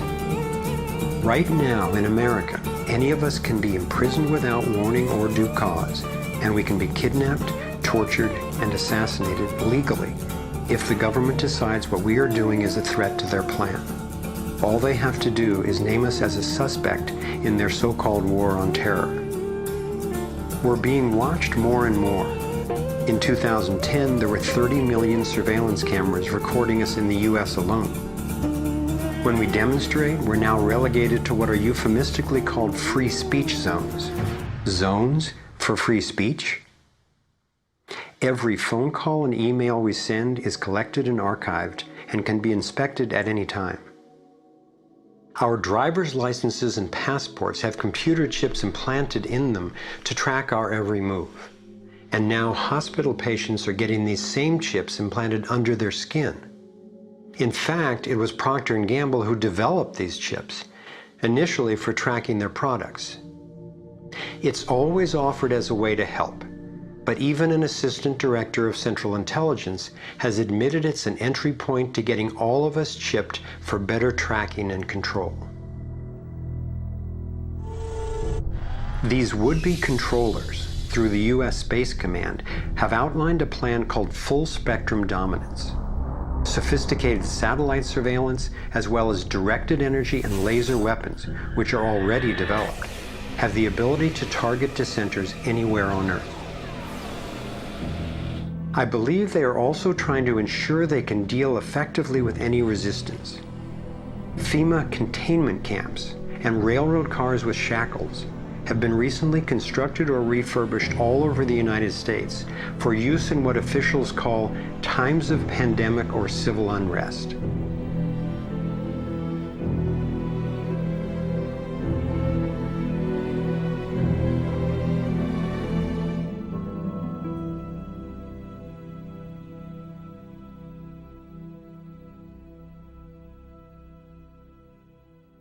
There's one more brutal realization about the global domination agenda that I need to share.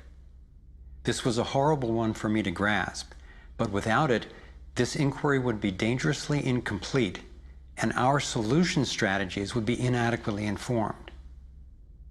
In my research, I came across convincing evidence that their plan actually includes the elimination of the majority of the world's population.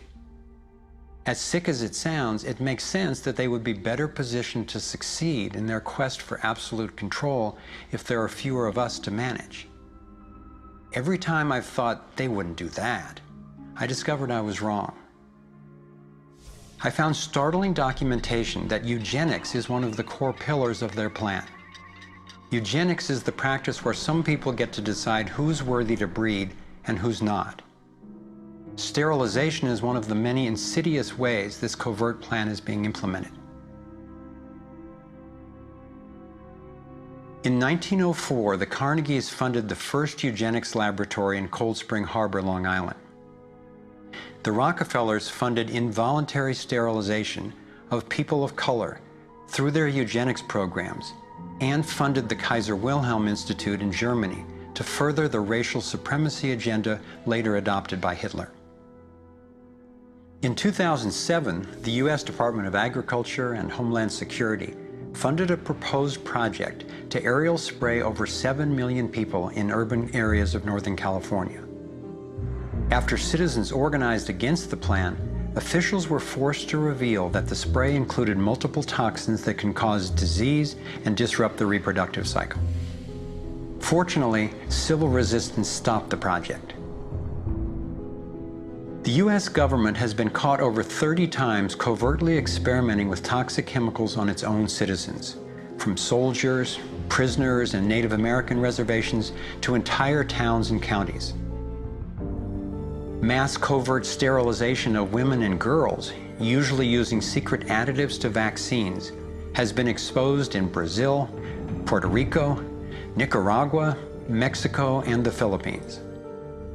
These have been under the auspices of such programs as John D. Rockefeller's Population Council, the U.S. Department of Health, Education, and Welfare, where Nelson Rockefeller was undersecretary, and the Rockefeller-founded World Health Organization.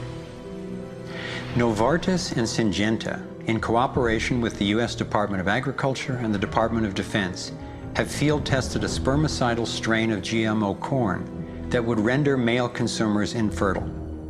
This was quietly announced as a contribution to the world overpopulation problem. The list goes on and on. Right now, global human fertility is plunging. I'm convinced that this is no accident. For me, being willing to consider and research a direct depopulation agenda was critical to my getting the whole picture and to generating responses that could be sufficient to the task we face. I know this may sound crazy, but imagine that it's 1932 and we're in Germany. If I told you that in the next decade millions of people would be exterminated, you would say impossible. No one would do such a thing.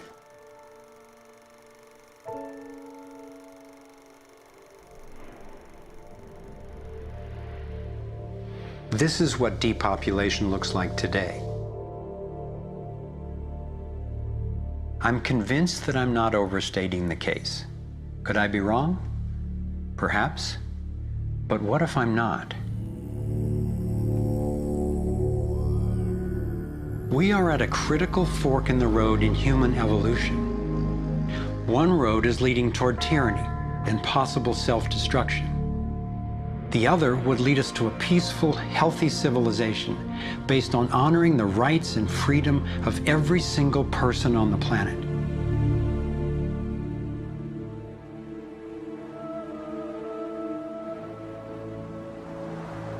To set off in this new direction, it's up to you and me to clear that road. The time has come to say, enough. There is another way. I believe that together we have the knowledge, the resources, and the solutions to meet that challenge.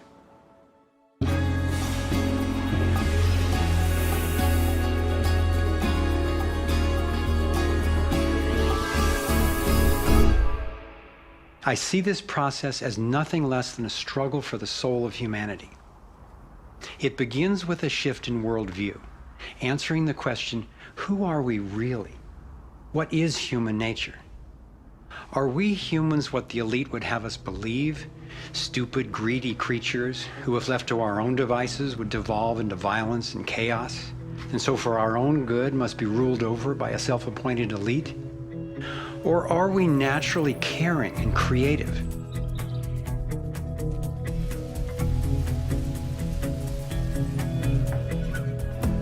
I believe when people are healthy and have what we need to survive, we can create a world based on integrity, freedom, and compassion.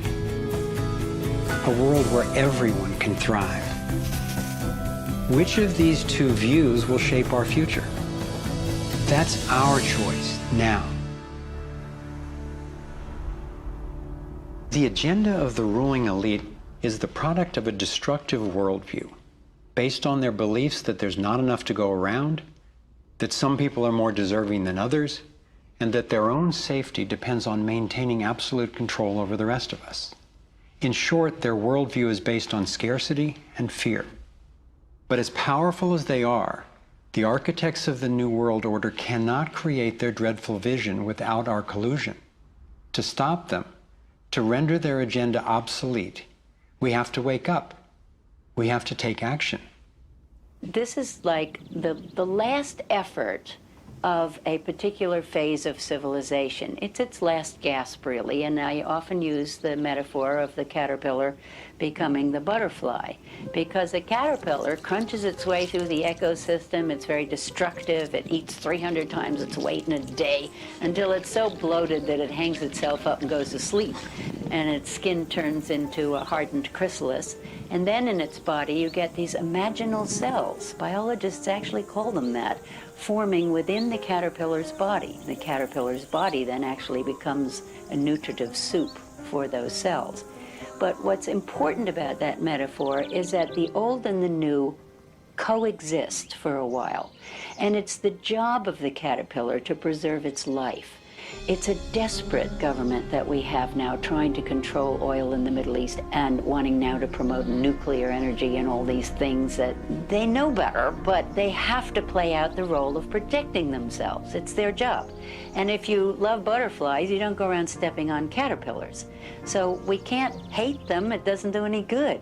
But if you want alternative energy, you don't ask an oil economy administration to produce it for you. We have to produce it. We imaginal cells have to show that it's cheaper, more efficient, and more effective. Our job is to build a new world.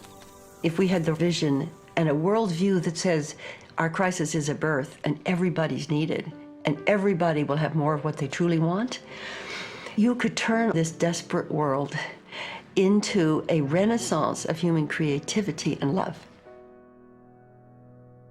It may seem that the controlling elite has all the cards, but we have many advantages of our own. First, let's talk numbers. Very few people are consciously perpetrating the domination agenda. Most of those helping to implement the plan don't understand the full picture of what they're a part of. By my calculations, we outnumber the actual architects of the plan by more than 1,000,000 to 1 in the US alone.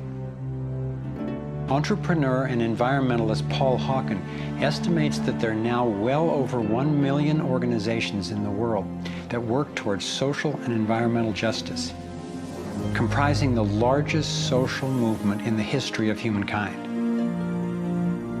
This movement, when connected electronically, could become a network of networks that will be the most powerful activist force for change ever. If you look at the people who are involved with restoring this earth and stopping the damage and resisting the depredation and nurturing change and reimagining what it means to be a human being, and you're not optimistic, then you might want to get your heart checked, because there is an extraordinary, beautiful, gorgeous, fierce group of people in this world who are taking this on. The second important advantage for us is that all the power centers that the elite control require our participation. If enough of us withdraw our support, their plan can't work. This is true of the central banks, the military, the corporate media, the government, and more. And following the models of Mahatma Gandhi and Martin Luther King Jr., we have the power of nonviolent non-participation. It takes tremendous energy, resources, and deception to try to dominate the lives of others.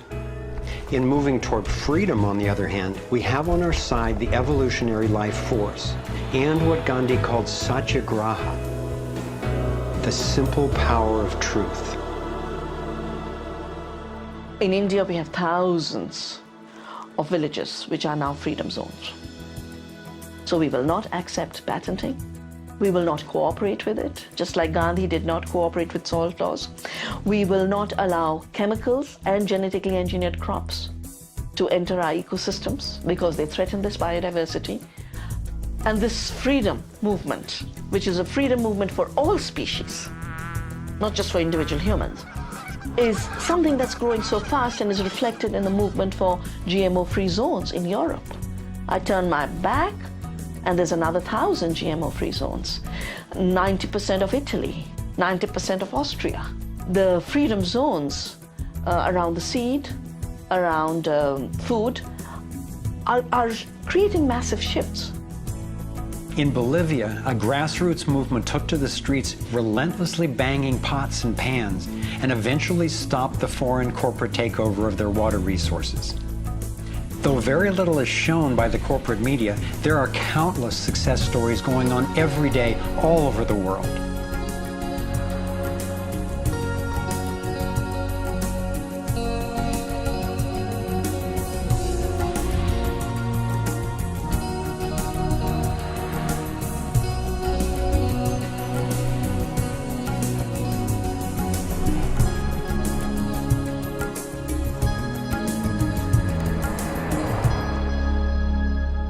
I wasn't willing to make this film until I knew there were responses that are a match for the crisis. And now the power of the internet enables us to share the breadth and the depth of this research. We've spent years creating a vast website, thrivemovement.com, that brings it all together and makes the information and what we can do about it accessible to everyone. Here you have your very own Navigator module to go deeper into the main subjects covered in the film: code, problem, and solutions. You can study strategies and tactics and connect with others to take high-leverage actions. Every fact stated in this film has been independently verified, and the reference is on our website. This sector navigator facilitates whole systems thinking that recognizes that actions in one area impact all the others. The center of the sector navigator is worldview, because it determines how we experience everything that happens within and around us. In every sector, you'll find critical issues, resources, group strategies, and individual actions to peacefully and productively affect real change. Our resource tree will link you to the people, organizations, and media that we most recommend to help you get more fully educated and engaged. I was encouraged to find that there are a minimum number of actions which, working together, can tip the scales. It's not endless. Once we see the big picture, we'll look at what each of us can do to help accomplish it. Let's take a look at the strategic antidotes to their economic domination. We need to stop any more bailouts of banks or corporations, dismantle the Federal Reserve, withdraw taxpayer support from central banking agencies such as the IMF and World Bank, allow development of alternative currencies and independent banks, and refuse international taxes. My main emphasis is on solutions in the US, because that's what I know best. But just as the predicament is global, so are the principles on which the solution strategies are based. Here are some tactical actions that we can take as individuals that don't take much time or money to make a real difference right now. Get informed, speak up, and connect with others. Bank locally. When we move our money out of the big centralized banks and into locally owned banks and credit unions, we defund the problem and fund the solution all in one move.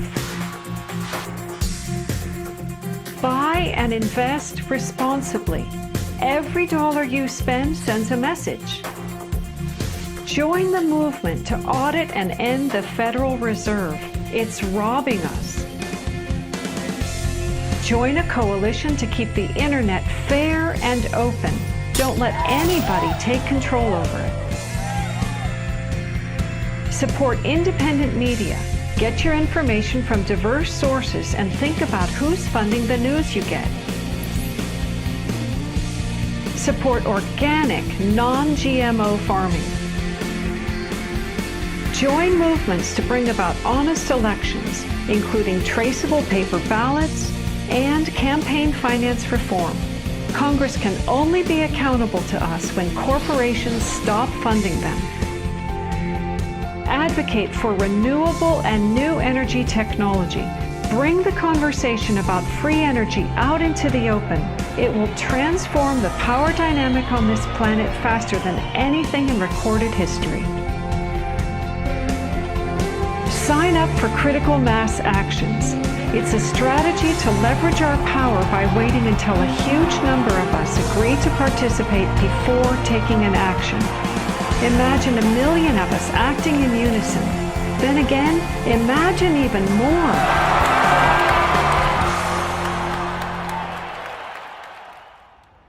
I've been inspired by how many grounded solutions and real-life problem solvers there actually are.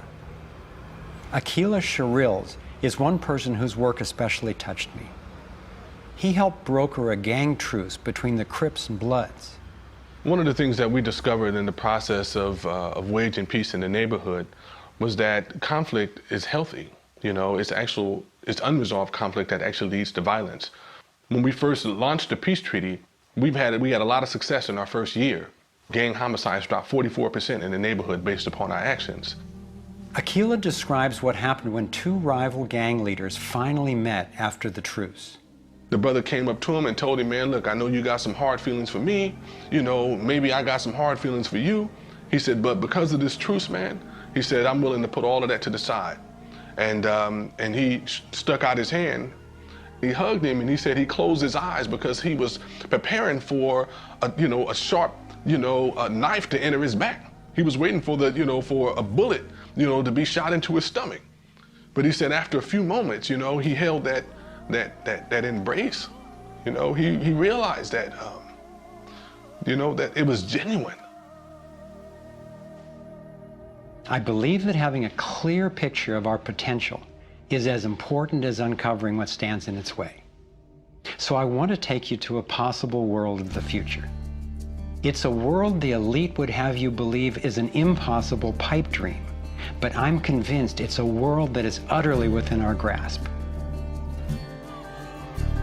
We can create a world where people can thrive, where we can feel safe and secure. The air, water, and food are clean. A world where communities are capable of producing their own energy and food, and trade is open and fair. Rather than focusing on punishment, instead justice restores lives and losses. Insurance pays doctors to keep people healthy. Education is voluntary, serving the needs of individuals instead of corporations. We get honest feedback from independent media. There are no subsidies and no bailouts. Imagine that with an honest money system, little or no taxes, and low electric and fuel bills, you would have the money to pay off your home and car and be free to save and invest.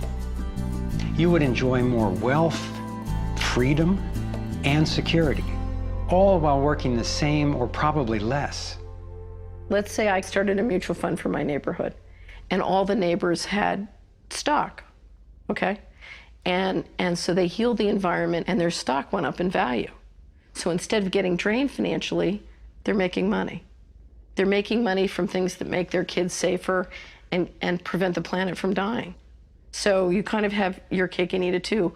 Instead of working all week to make money and then coming home and trying to save the planet on the weekends, you can spend Monday through Friday making money saving the planet and then, go to the beach. This vision of a thriving world is based on what could be called the liberty perspective. There is a simple principle that underlies this approach: non-violation. Nobody gets to violate you or your property, and you don't get to violate anyone else, except in genuine self-defense.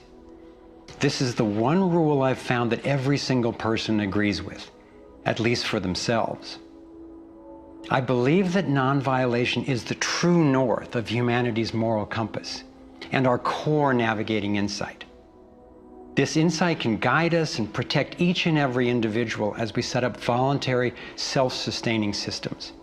It is a way of living that I can stand for wholeheartedly and without reservation. I've been profoundly influenced by the work of Austrian economist Ludwig von Mises, who developed a whole philosophy and economic system based on the core ethic of non-aggression. Motivated by having witnessed the ravages of communism and fascism in Europe, he committed his life to finding a just way. He recognized that those systems, as well as socialism and even democracy, wrongly assume the rights of the collective, or the group, to be more important than those of the individual. I had always gone along with the view that more people will thrive if we consider the group's needs above the individual's. But when I took a closer look, I found it doesn't really work that way. In the name of what's best for the group, governments have been responsible for most of the war, death, and destruction on the planet. More than 200 million individuals were killed in the 20th century alone. So how would applying the principle of non-violation change this dynamic? It would take us from incremental change of a fundamentally flawed system to a complete transformation where not just some, or even the majority, but everyone could truly have the opportunity to thrive. In order to implement the principle of non-violation, it makes sense to me to honestly re-examine our past, because it doesn't work to try to build a healthy living system on top of an unhealthy one. We have to go back to the most fundamental acts of injustice upon which the country was founded, in the seizure of the lands of the people, and the slaughter of their women and children, and the rendering destitute most of the remnants of these people, is such a grievous wrong that we believe that we have to deal with that, to come to grips with that in a fundamental way. Understanding that they're not wrongs that were done and completed 150 years ago. They're wrongs that are continued every single day. So you have, through the history of North America and the United States, over 500 treaties signed with indigenous nations where every single one of them now has been violated. You have, in fact, a tremendous amount of wealth having been generated from indigenous people's lands and resources, and billions of dollars every year still being generated by corporations and European nations based on the continued exploitation of indigenous people's lands and resources. If we didn't have large corporations, if we didn't have Western governments defining how you and I were to relate to each other, living here in North America now together, how would we relate to one another? How would we make it different?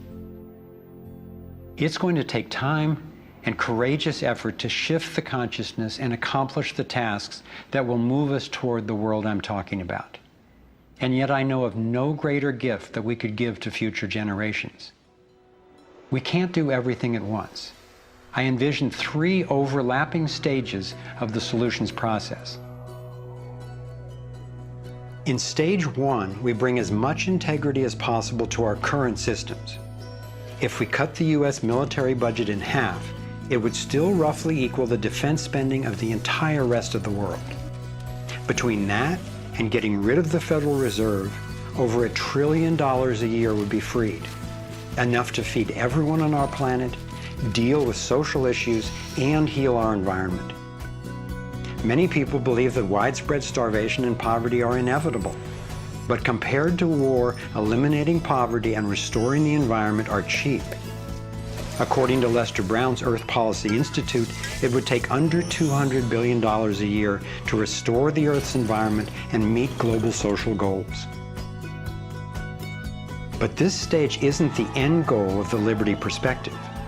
While stage 1 has a lot of the compassion typically associated with a liberal Democrat agenda, stage 2 reflects much of the wisdom of the traditional conservative worldview.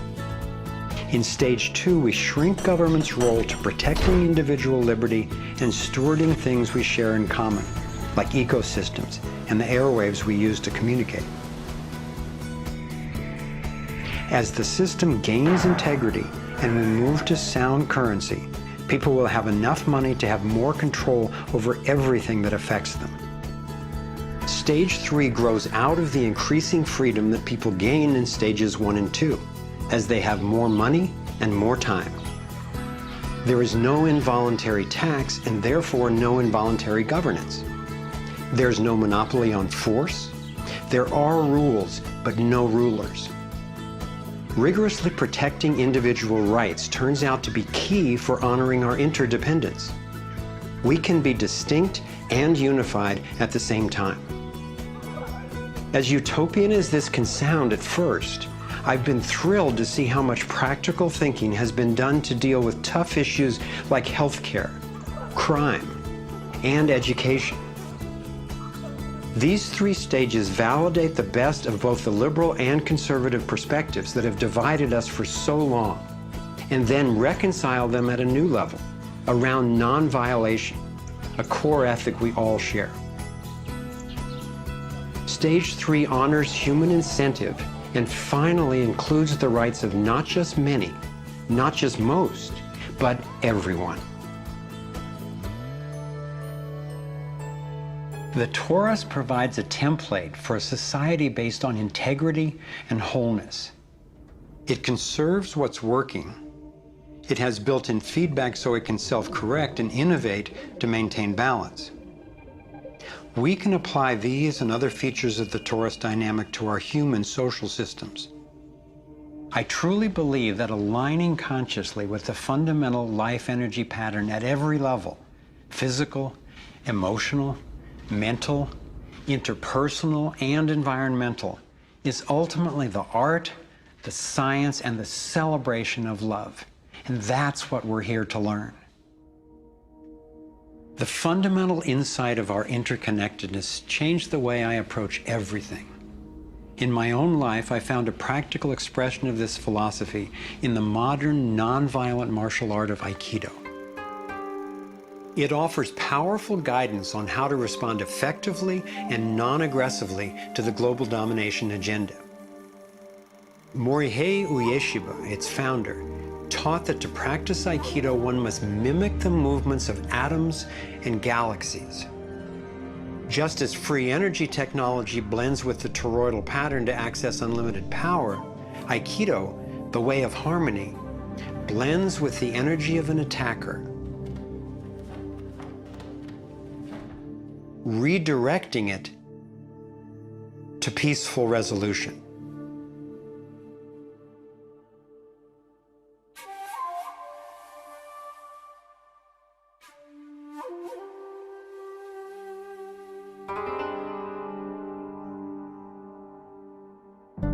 Gandhi and King applied these principles of non-aggressive power at the economic and social levels. If we respond with violence to the domination agenda, other than in self-defense, it would only continue the old us versus them paradigm and provide an excuse for even more police state measures. I believe that it's essential, both morally and strategically, that we take the path of non-aggression. There is another aspect of the torus that has profound implications for how we can respond to the challenges before us. It is the absolute stillness, the 0 point, that lies at the center of each toroidal system. I believe that you and I, as well as every other being, are torus energy fields, centered by stillness and each connected to one another and to the boundless consciousness of a living universe. As much as I benefit from the experience of others, as highlighted here with the Navigating Insights, and as valuable as daily feedback is about what's really going on in the world, as we see with the vitals, I've come to recognize that our primary compass is our own inner guidance. As we learn to quiet the noise and amplify the inner signal, we can better hear the voice that naturally knows and offers wise direction. We have an entire inner life, a vibrant and lively inner life that is truly the navigator of the path that we take on the outside. If your inner life is the driver of how you show up in the world, it makes sense that if you want to have anything to do with where you're going, that you have to be in relationship to that inner life. You have to be in relationship to the driver. As we develop increased relationship to who's in the driver's seat, what happens is that there is a synergy. It's a symbiotic relationship that our inner lives are actually able to be more in tandem with where we're choosing to go, and we're able to get there. We're not nearly as insignificant in our impact as we think we are. In order to heal the world, we have to start telling a different story to ourselves. We have to start engaging in a different story with others. It's our collective story that manifests as the world. Humanity is now in a very interesting evolutionary phase in which we move from hostile, aggressive competition, which is the nature of young species, into a more mature mode of cooperation, collaboration. There's no question in this country that money, that capital is being increasingly concentrated in the hands of a few. And those who are so powerful are concentrating it further, but there is a force that's more powerful, and that's the power of the people. When we look at the crises now, it is so easy to fall out of love with life. It is so easy to get pessimistic and desperate. But from my perspective, the crisis has matured to the point of being on the threshold of mass awakening, and that feeling inside me gives me the vitality to know that no matter how small what I'm doing looks to me in the face of these huge problems, that the impulse of evolution is not small. And when it's in everybody who's waking up, it's huge. And as more and more of us are waking up, linking up, and daring to speak up, the scheme for global domination is being exposed. And we're discovering solutions that can create the world we yearn for and deserve. Again and again throughout history, when people have recognized tyranny rearing its cruel head, they've come together and stood up for liberty. I am confident humankind will look back on this period and be proud that when we saw, we acted. Thank you for coming on this journey with us. I'm convinced we have what it takes to thrive. Let's make it happen.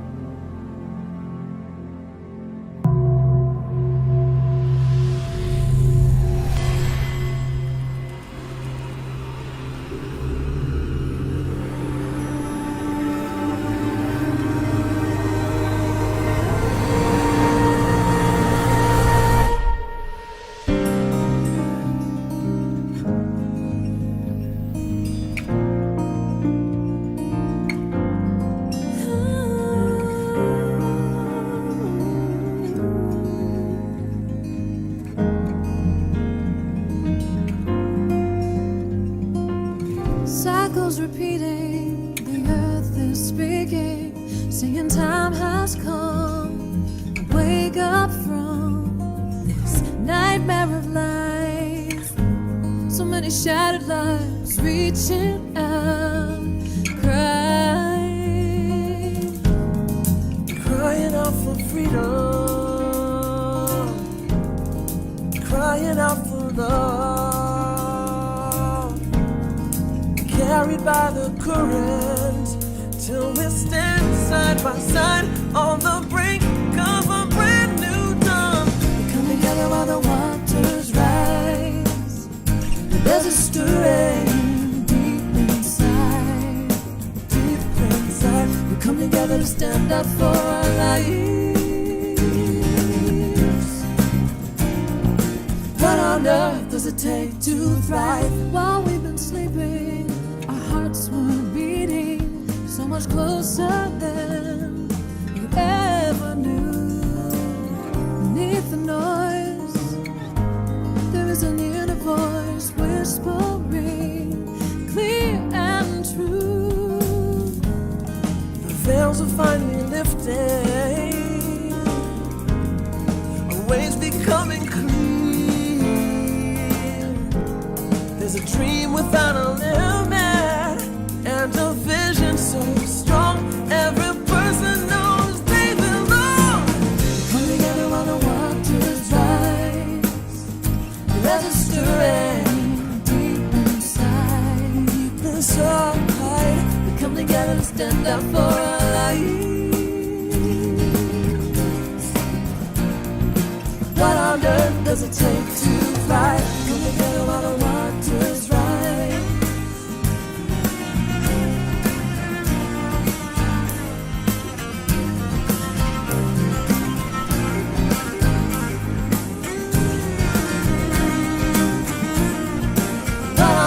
Does it take to thrive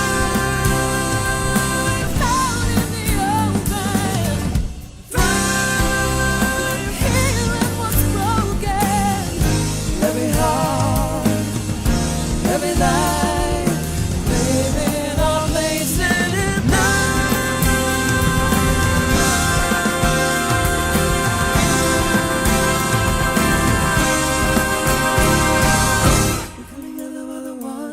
Rise. There's a stirring deep inside, deep inside. We come together to stand up for our lives. We all have what it takes to thrive. They come together while the waters rise. There's a stirring deep inside. Deep inside. We come together to stand up for our life. We all have what it takes to thrive. We come together while the waters rise. There's a stirring deep inside. Deep inside. We come together to stand up for our lives. We all have what it takes to thrive. We come together while the waters rise. There's a stirring deep inside. Deep inside. We come together to stand up for our lives. We all have what it takes to thrive. We all have what it takes to thrive. We all have what it takes to thrive.